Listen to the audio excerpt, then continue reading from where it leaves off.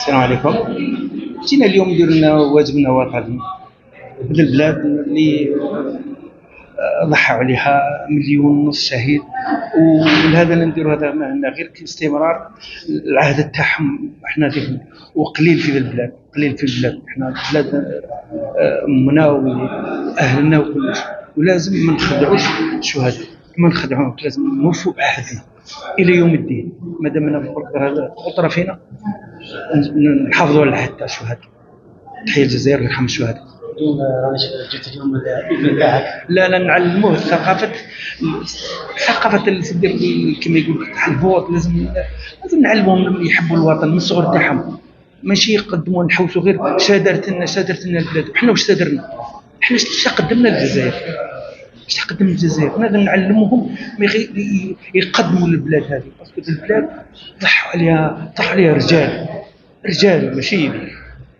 السلام عليكم. الله ينجح البلاد واللي تجي ان شاء الله ربي سير البلاد. شنو نقول لك؟ هذا ما نقول لك، نجح البلاد وخلاص. هذا ما كان تطور وخلاص، ويجي ان شاء الله ينجح الرجال المساكين اللي راهم قاعدين لا خدمه لا ظلمه، ويعطيهم الله يعطينا بالسلامه وخلاص. السنه جات مليحه، لا مناش ولاد الجزائر واللي داها بالبركه عليه، ما نفضلوش هذا على هذا. يعني في الاخير يعني جاي انا المهم لهنا البلاد، هذه هي الحق. جينا نديروا الواجب تاعنا بوطينا. نتمنى من الرئيس ان شاء الله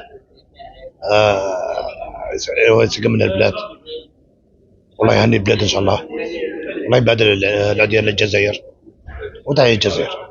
جيت نفوتي هاني فوتيت وراني رايح.